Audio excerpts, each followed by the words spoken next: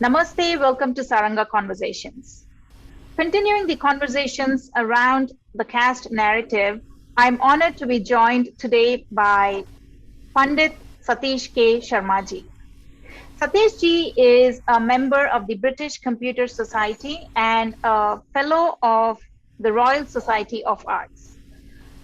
Satish ji was appointed to represent Hinduism in Europe by the Council of Sages and Saints in Rishikesh, and he has been awarded the title of Dharma Samrakshak. Satish ji appears on BBC and other channels. Satish ji has established his credibility as an authority on the Dharmic wisdom traditions. And it is his mission to erase caste consciousness, and it is his passion to find creative solutions to the issue of ideological coexistence. The beautiful thing about Satish ji is he takes under his wings any dharmic that approaches him to be mentored. He is respectfully called Pandit ji by his mentees. Pandit ji is the author of the book called Caste, Conversion, A Colonial Conspiracy.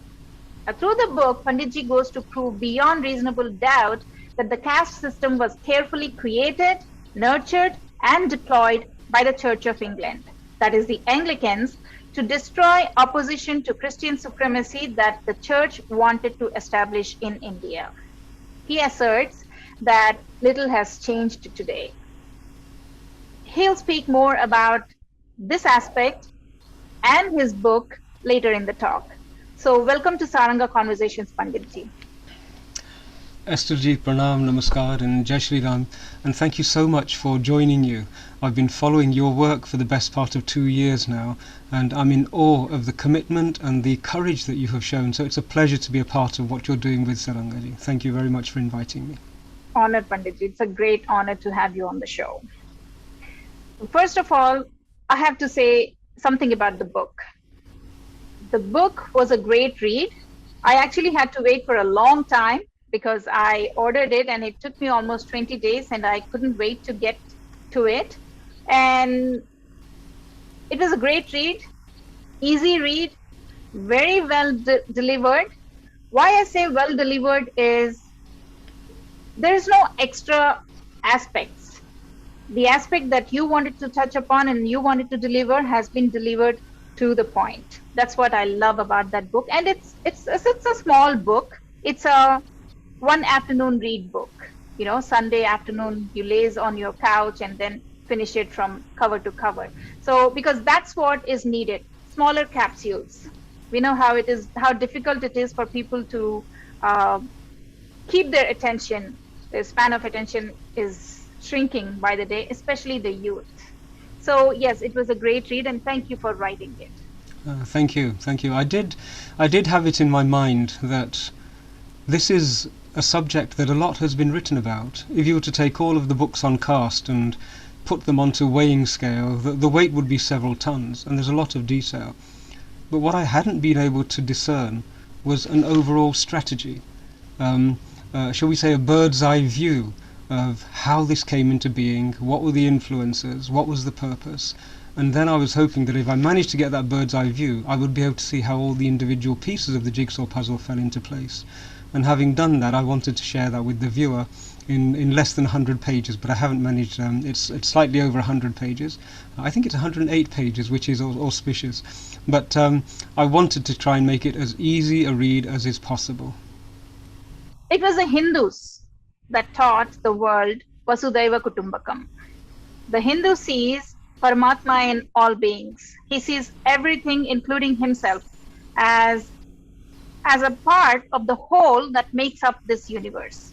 So given all that, it's actually very hard to believe that the same Hindu who prides in his ancient wisdom of oneness, equality, and harmony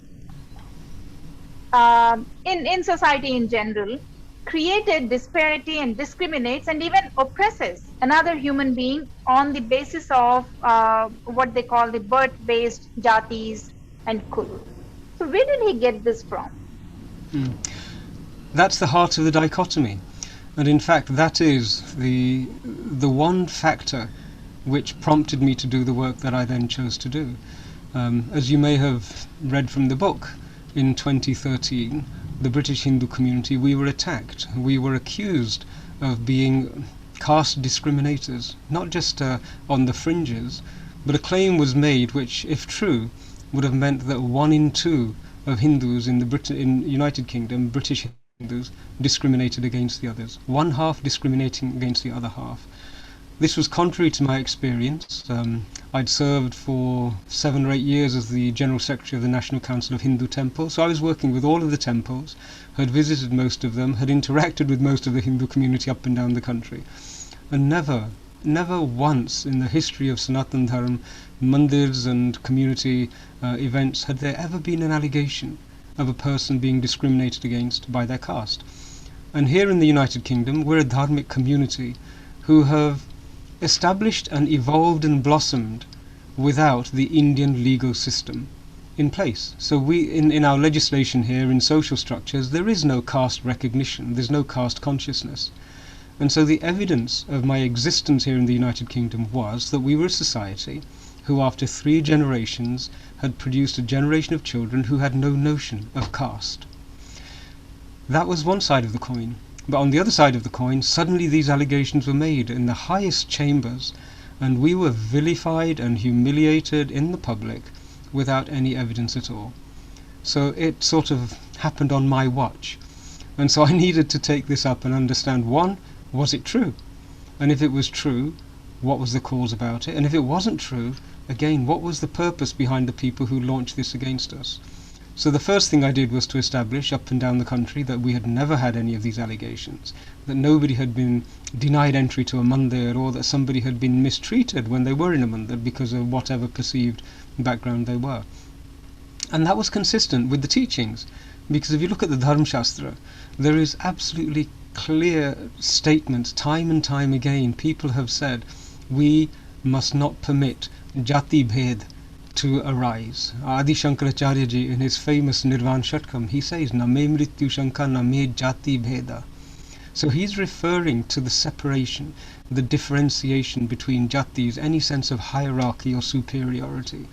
And that sentiment is enshrined in Dharma Shastra. The darshan that we have is saying that that's not possible. And we're a darshan-based society, we're a darshan-based, shall we say, civilization. The foundation of our civilization is insight and revelation and vision. I'm trying to find the right word for darshan, but those are the 3 which I think capture it. We're not based on intellectual conjecture or schemes or cunning social plans concocted in the moment of hyperactivity in one's brain. We are darshan-based insight. Our rishis were seers. They looked into the heart of a matter. And if you have that approach, you see clearly that inside everybody there is the same Atma. And Atma has no identifying attributes which make one Atma better or worse than any other Atma. Sri Krishna ji describes it beautifully in the Bhagavad Gita. So that's our vision. You're absolutely right. That is how we look at things. And it's not possible for a society which has that darshan to then also allow, never mind create and support, it's not possible for that society, that civilization, to allow this to continue. So it didn't happen from within us. So the question is, where did it come from? The answer logically is that it must have come from an ideology, from a perspective, a point of view that didn't see Atma as divine and the same Atma in each and every prani. And that civilization, well, civilization is not really the appropriate word for it, but that social manifestation, that society, came to us from outside. And in the book I've presented the details where members of the Christian communion, members of the Anglican Church and other Christian denominations who were missionaries in Bharat at that time, they clearly stated their intention. They clearly identified that jati was the one impediment which stood betwixt Christ and the pagan. And that's, I'm quoting one of their statements. So they identified it, they acknowledged it, and they very clearly laid out their intention to deconstruct the Jati Varna system, which they themselves said, this incredible institution of Bharat, of India. That's how they described it. And so it wasn't from internal, it wasn't our own creation, it's not civilizationally ours, and there's more than enough evidence in Dharma Shastra to refute it as ours. Wow. I want to read out a quotation of Sri Aurobindo that you quoted in your book. And now, Sri Aurobindo, as we know, is one of the greatest Hindu saints that India had ever produced. And he had this to say. Now, the spirit of ancient India was aristocratic. The Brahmin who devoted himself to poverty and crushed down every desire in the wholehearted pursuit of knowledge and religious discipline. The Kshatriya who, hurling his life joyously, took the shock of chivalrous battle, held life, wife, children, possessions, ease, happiness as mere dust in the balance compared with honor and the Kshatriya dharma, which is the self-preservation of self-respect, the protection of the weak, the noble fulfillment of princely duty. Then he goes to say about the Vaishya that Vaishya is the one who, toiling all his life to amass riches, poured them out as soon as amassed in self-forgetting philanthropy, holding himself the mere steward and not the possessor of his wealth. And he beautifully described the Shudra. He says, the Shudra who gave himself up loyally to humble service, faithfully devoting his life to his dharma, however low, in preference to self-advancement and ambition. And these were, he says, the social ideals of the age. Panditji, I want to ask you, that beautiful fluid society that Sri Aurobindo pointed out was turned into the rigid casteist society by the British in partnership with the Church of England. And you said this. Now the British left India, and now we, and not the Church of England, are governing ourselves for the past 7 decades. Now, why do we still see it in our societies? It's a wonderful question, and it strikes to the heart of this matter again. You know, Sri Aurobindoji, he captured the essence of what it was to be a Tyagi. He identified that in our society, every person, no matter what their attributes were, what their personal aptitude was brought up in a culture of Tyag. That you can show how noble you are no matter what you're doing.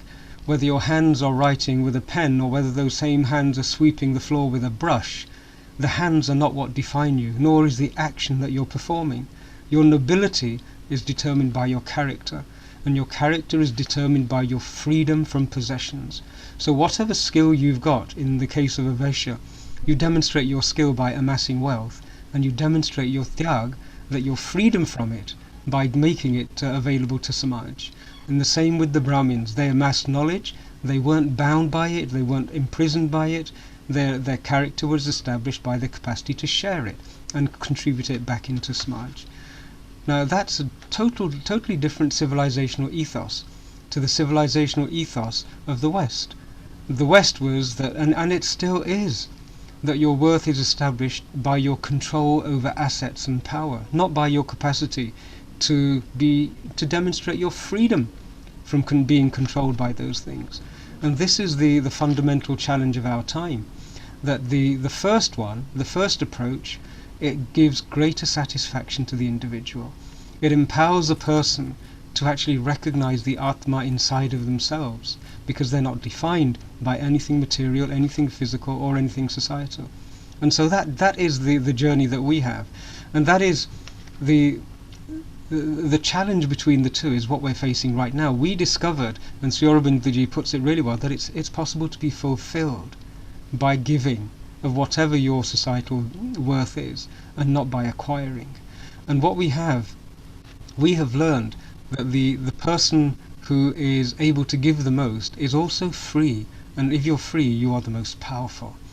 Now this was not always deemed to be a terrible situation. I'm going to cast your attention to the early 1800s in the Americas, when the nobility of America, the aristocracy of America, were establishing themselves. And they established themselves with, one, tracing themselves to the earliest settlers. the people who came with the Pilgrim Fathers and that wave. And they also established themselves on the basis of nobility, their capacity to give society the highest values. It was not enough just to have lots of money. You need to be cultured, you need to be philanthropic, you needed to be a person of the highest character and nobility. And they called themselves the Boston Brahmins. They didn't call themselves anything which was derogatory or demeaning. They wouldn't have chosen the name of a group of people who were to be reviled because of the horrors they inflicted on all the rest of society. So there's evidence all over the place, if you can see it, that in fact the society that Sri Aurobindoji refers to was recognized as a peerless pinnacle of humanity, of human endeavor society. And this is what brought all of the European nations to Bharat. The wealth, the social lessons, the scriptures, the spices, the cuisine, everything was heightened to a pinnacle because nobody wanted to own it for themselves. You can't imagine somebody saying, I wanted to patent or copyright one of the Shastras. It was never done because it was given to Samaj and society for the benefit of society. And this is what brought the West, an aristocratic society which was built on tyag and on liberation and not on ownership and slavery. So, how did it go from that fluidity to this rigidity? Why do we still see it today, even after the British has left? So there's a principle involved here, and that principle is really what brought me into this whole space. When in the United Kingdom we were accused of being casteist, without evidence, without any impact analysis, it was all on the basis of slurs, on the basis of anecdotal, unevidenced claims and vilification. Now, I realized that if caste became part of law, part of equality legislation, along with race, religion, gender, all of those things, if caste became one of those lists, then for the first time in law, we would have the recognition of a social hierarchy. And that's such a dangerous thing, because then once you've created the legal framework, everybody will adapt themselves to follow a legal framework. If there is advantage to you enshrined in the law, then you're going to leverage it to your advantage. If there is power that's granted to you by the law, you're going to leverage that power. And I knew that if this became enshrined in law, what would happen is that hospitals would be asking which caste you were from, because they would need to gather statistics and evidence to be able to support or challenge any claims of caste-based discrimination. There was one case where we had a patient visit a doctor. The doctor diagnosed the treatment, recommended an injection, and said, could you please go and see the nurse, she will administer the injection. The patient took this as a caste slur. The patient assumed that the doctor was of a higher caste to the patient, and the reason that he didn't want to administer the injection was because that the patient was deemed to be a lower caste, and the patient raised a formal complaint. Fortunately, the hospital had a policy where the nurses had been trained to administer injections, and so the doctor could appeal to the policy for his protection. But if that policy hadn't been there, and the concept was enshrined into law, there is a presumption that the doctor was potentially guilty even before any evidence was presented. And this reverses the whole premise of jurisprudence. It says that these Hindus, everyone who isn't a Dalit can actually be treated as being potentially guilty prior to being proven guilty. It denies them the opportunity of being seen as innocent until proven guilty in front of the law.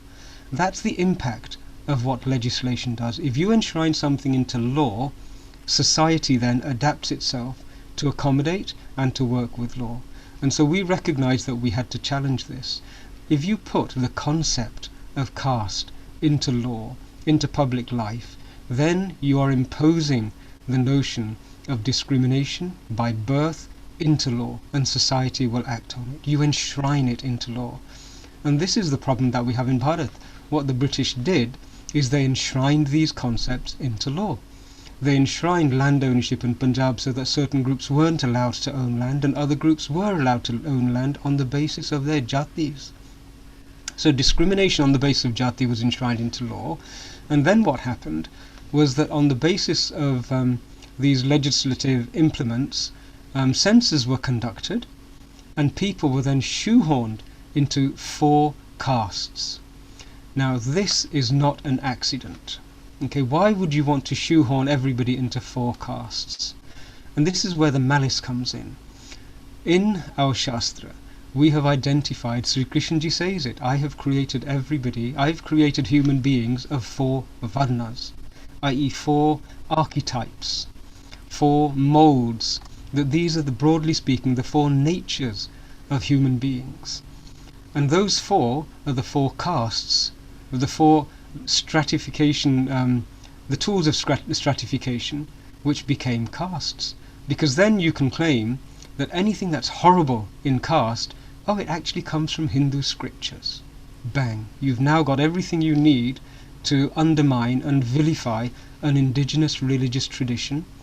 And it's a religious tradition that if you allow it to thrive and prosper, it will undermine your European Christian empire. The very foundations of this European Christian empire are based on certain religious premises. And yet here we have these crazy Hindus who have this notion of Vasudeva Kutumbakam, and that Atma is uniformly equal. That will undermine it. We have a civilization which says everyone is born divine. We are Atma and Ansha of Paramatma on a journey of rediscovery. What an incredible adventure this existence is. And on the other hand, you've been building your power structures by saying, no, no, no, you're all sinners by birth. And we have the visa to release you of this and give us 10% of your income, and we can then allow you to enter into a heaven where there's a God who discriminates against Hindus. As you can see, there is a narrative which is perceived to be threatening. And that's why the whole caste narrative was created and thrust into the Bharat identity. On the other hand, remember this also, we were a civilization in deep, deep trauma. As a population, we had just weathered the horrific storms of Muslim rule under the Mughals, and the accounts of that are just so horrific. Every time I read about what happened with the Kashmiri Pandits, about Sikandar Bhut-Shikhan and all of the accounts, this is the civilizational impact that we were under when the British arrived. We were struggling to recover ourselves and still trying to maintain some sort of societal and civilizational coherence in our identity. And the British came. They stole, I think it's computed to be at least $45 trillion worth of assets from the Bharatiya economy. They killed, directly and indirectly, in excess of 80 million Hindu souls. And they did it callously. And they left us having trifurcated the country. Remember, Afghanistan, at the time of the British arrivals, was a dharmic civilization. Right, they annexed that and took it away and created a buffer state between Bharat, between the ocean and the oil fields. And then they took another slice and created Pakistan as a garrison state to defend the buffer state. And we lost most of the source of our civilization. The only thing that had been left, Kashmir, which is the fountainhead of much of Dharma Vidya, that has been under threat ever since. On the other side, Bengal was taken away as well. So we were a civilization which was so disoriented, all of our systems of internal self-governance were fractured, deconstructed deliberately. And that was the situation we found ourselves with, when all of a sudden they bequeathed to us the same penal code and the same or a similar sort of constitution which was required to administer a colony. Neither our legal system nor the constitution have been sculpted by a dharmic awareness, guided by a darshan-based understanding. These are cut and paste pieces of text which were designed to keep us oppressed, designed to keep us from and prevent us from becoming unified, designed to keep us competing with each other and pointing fingers at each other on the basis of feuds which by and large were created by the British where they existed and fabricated by the British where they didn't exist. The situation we still face today. And there is a significant movement now to revisit everything that happened in that time. And as this movement gathers steam, I'm confident that we will also start to erase from legislation, those facts which were deliberately inserted to prevent us from being an independent Sanatani civilization. It's happening, and we're all part of it. Tadhastu to that. Om Tat Sat.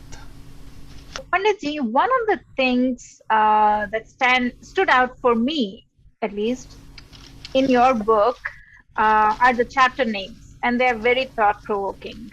One of them is this chapter which you called "Who Created the Dalits, Untouchables, and How?" Now, by asking that question, you're insinuating that there were no Dalits from the beginning, like there were Shudras, Vaishyas, Kshatriyas, and Brahmins. So the question then is, when were Dalits created and why? It's the million-dollar question, isn't it? It's the heart. It is the very pulsating heart of this unbelievably harmful ideology which has plagued us for so many decades. And it needed to be answered.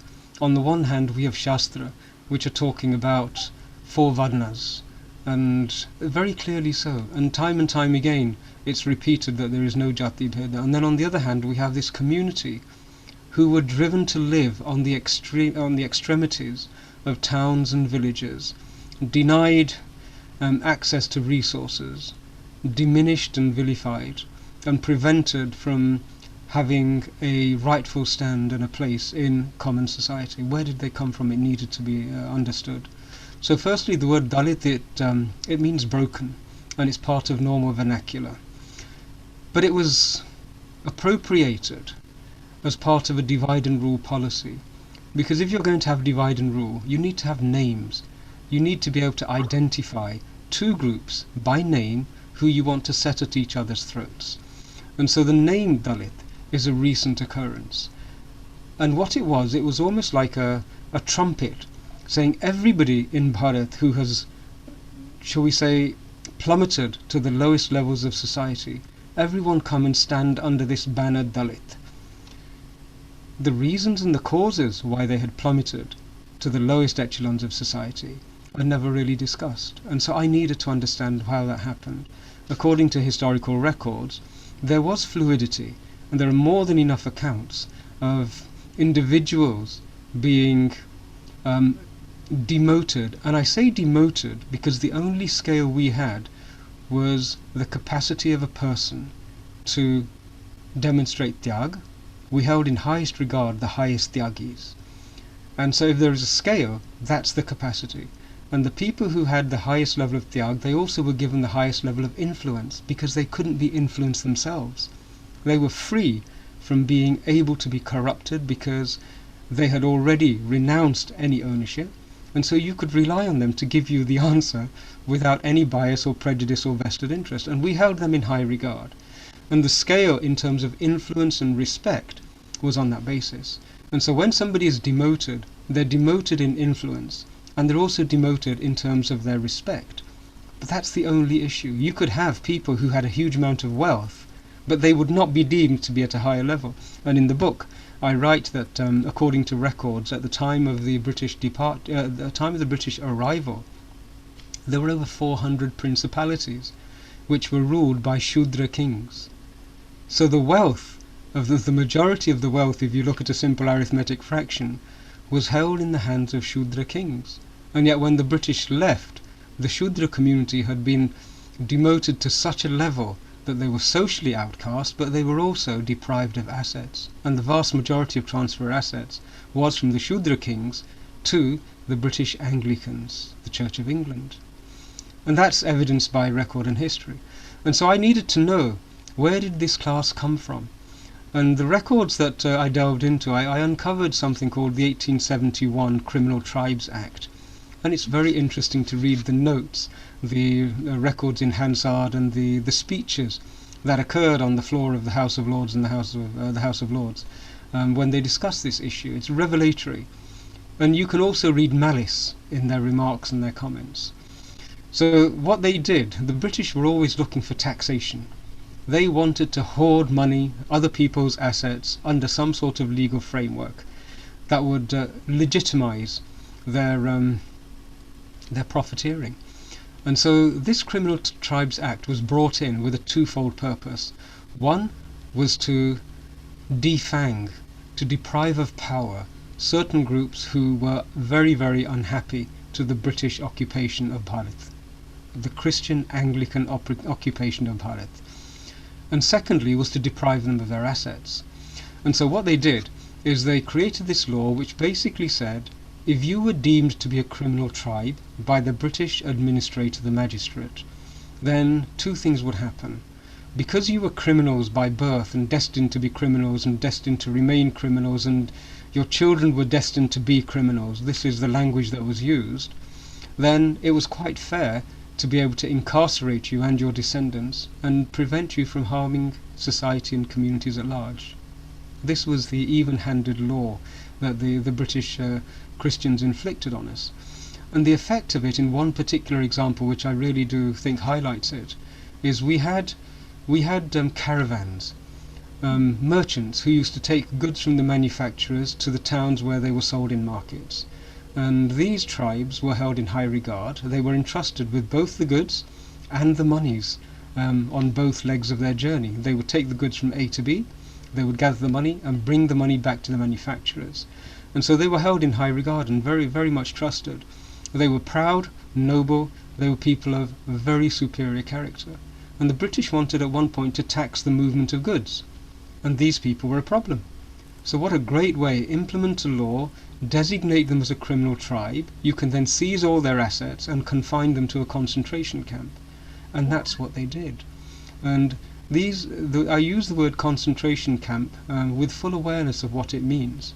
And I think it's worth remembering that the British were the pioneers of concentration camps. They created concentration camps all over Africa long before Hitler did. They created concentration camps over in the Americas, and then they created concentration camps in Bharat as well for problematic communities.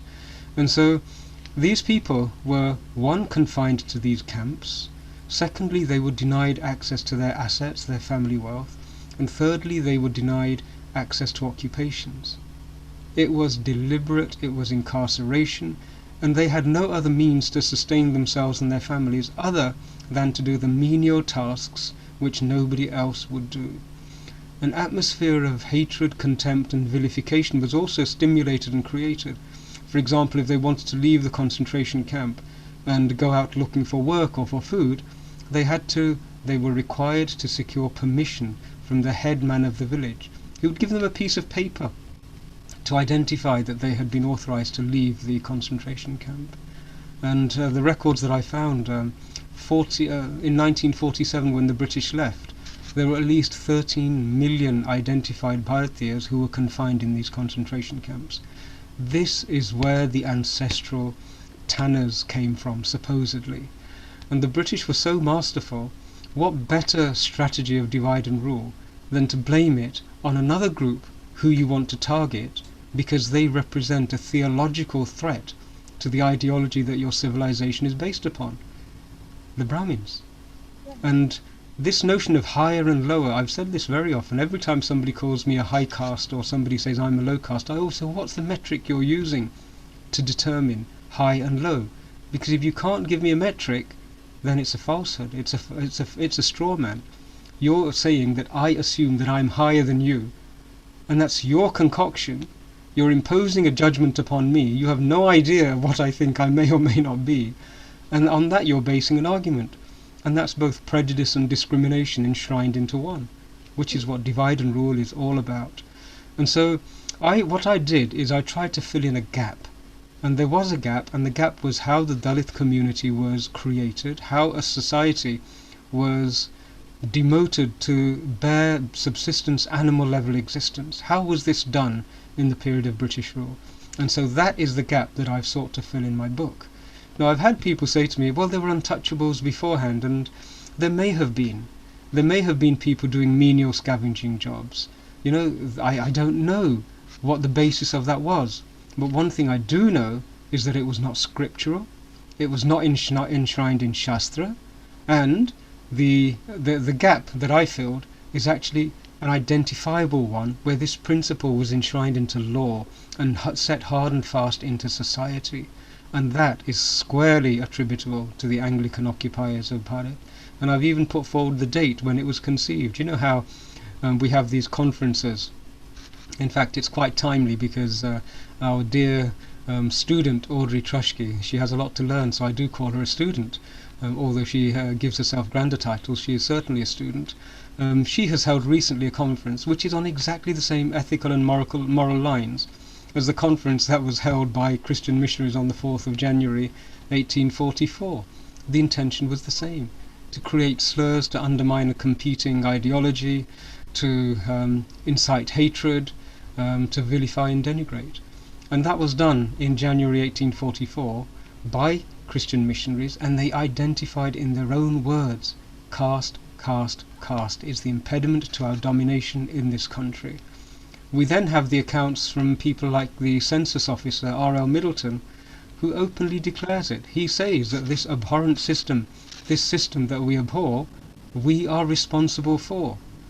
He declares we shoehorned all of these jatis into these castes. So we have it from the horse's mouth that they actually did this. I've presented the evidence in the book from the horse's mouth that they did it deliberately and that they did it with malicious intent. And that was the purpose of my work.